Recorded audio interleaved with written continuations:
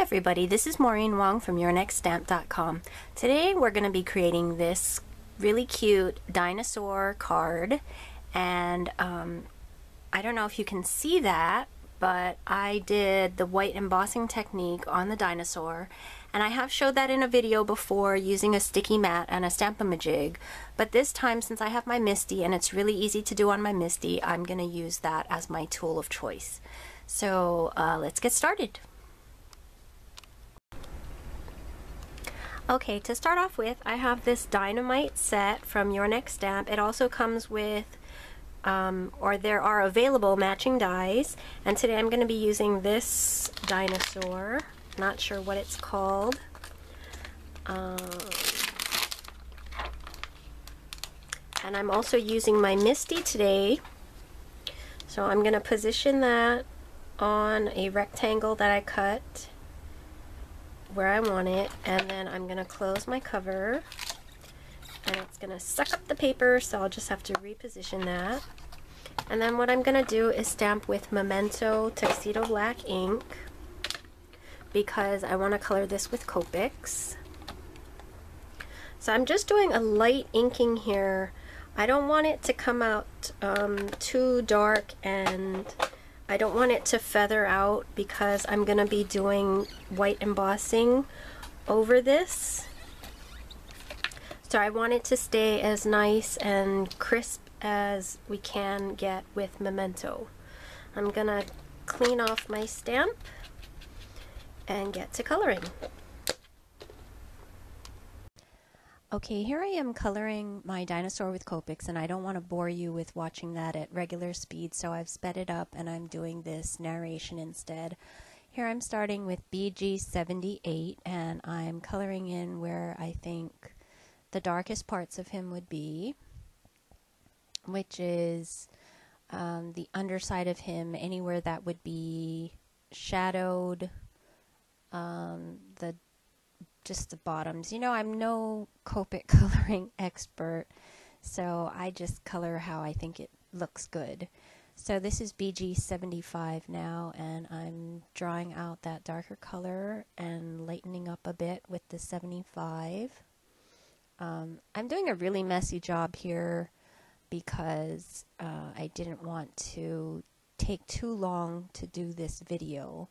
So please excuse the messiness. When you do your card, of course, you can take all the time you'd like and make it perfect. Mine is definitely not perfect. Then I'm coming in with BG72.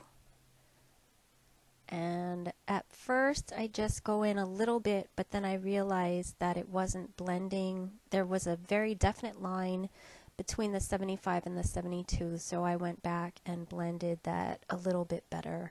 And I'm trying to avoid these little spots, I guess, on his head. There, that's when I come back in and try and blend it out a little better with the BG72. And I left all the spots on his head and his back, and I'm coming in with BG70, and it looks almost like it's not coloring, but it's a very light color that goes with that color family. So I did all the spots on his back and his head and his toes. Now I'm switching color family, and this is BG49, and I'm doing the shading on whatever those little bumps are called and his horn. Then I'm coming back in with BG45 and blending out that BG49. And at this point I realized I missed one, so I just used my BG45 for that. And that's it. Okay, I brought my MISTI back out, and you'll notice that I haven't moved my dinosaur stamp. That's important. You just need to leave it where it was when you stamped it on your little rectangle. And I'm treating my image with an anti-static bag because I'm planning on embossing this. So I'm going to wedge it back into that corner, and then I'm going to ink up my stamp with Versamark so I can emboss.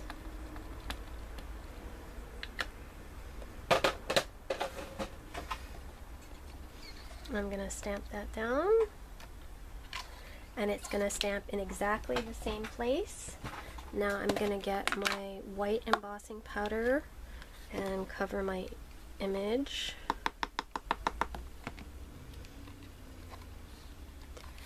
Okay, and I showed this in a previous video about tips for white embossing, but I'll show it again here because we have some people watching, I think, who did not see that video. But basically what I'm going to do is wipe off the embossing powder from his eyes, because I don't like my white embossed images to have white eyes. I think it's a little creepy. So what I'm going to do is I'm just taking this really small paintbrush and I'm blowing as I wipe with my brush.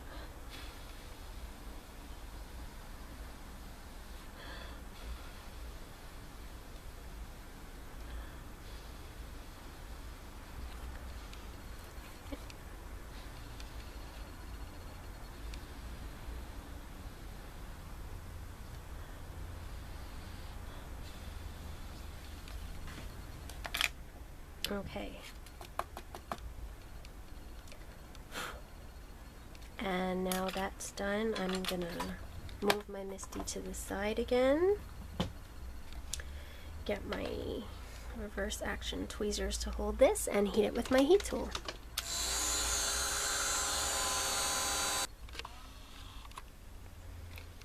By the way, you may have noticed there's a little bit of color in his eyeball right there, so I'm gonna just take my blender pen and kind of push it out of the eyeball, and there we go.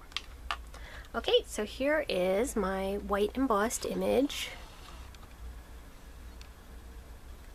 with the black eyes, because I think that looks better than white eyes and eyeballs and eyebrows. That's just my personal preference, though. You can do it any way you want. So let's get him ready for a card.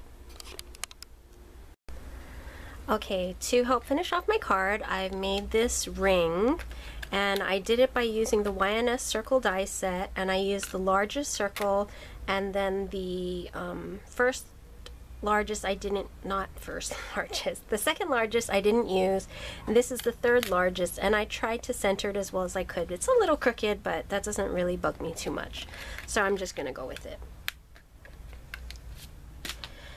And I have the Sentiment Dino-Mite here from the same set, and even though I'm not trying to make this straight, because I'm actually trying to put this on a curve, I like to use my acetate anyway to line up sentiments, because they stick to the acetate, so it'll actually hold my acetate, hold my sentiment in place while I close my MISTI cover on it, and that's a really neat thing.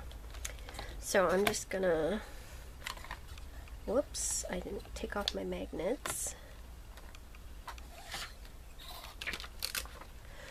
Oh, and also, as you can see, I've mounted my ring on my square template, and it's not because I'm going to do any turning or anything, it's just that I needed a platform that I could hold in the corner, so that's why I put it on my square. And now I have my Dino-Mite. Let me check if that moved at all. No, that looks great. I'm going to take my VersaFine Onyx Black ink and ink that up and stamp that down. And that says Dino-Mite. And then I'm going to take my set. Oh, first I need to, well, no, I don't have to clean that off right now. I'll just put that on the side. And now I'm going to get the part that says For My. And once again, I'm going to take out the acetate and put that on. And this time I'm going to be putting it up here. And it doesn't really need to curve that much, but I'm still putting a little bit of a curve on it. So the acetate will help hold it in place while I close my MISTI cover.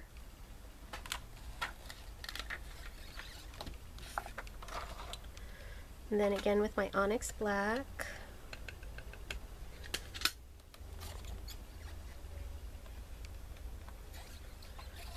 for my Dino-Mite, and then the last word is friend. And you can do this in any order you want to do it. I just felt like doing the Dino-Mite first, but it's totally up to you how you want to do that. So there's my friend.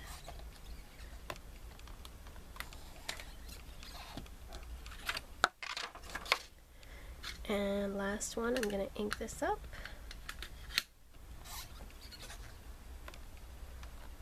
Friend, and I have my sentiment around my ring.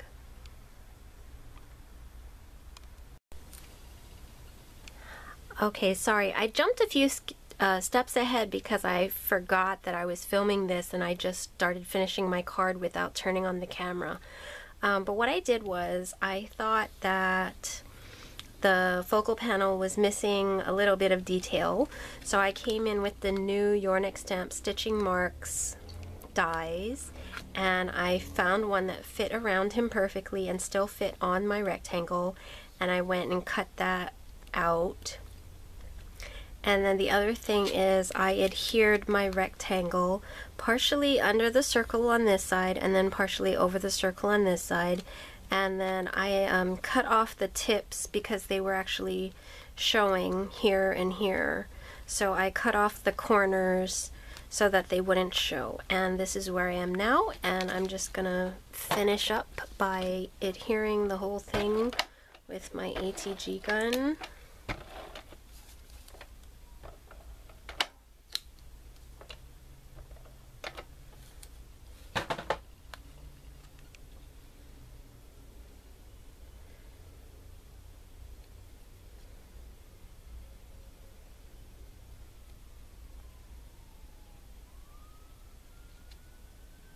Okay, that looks good.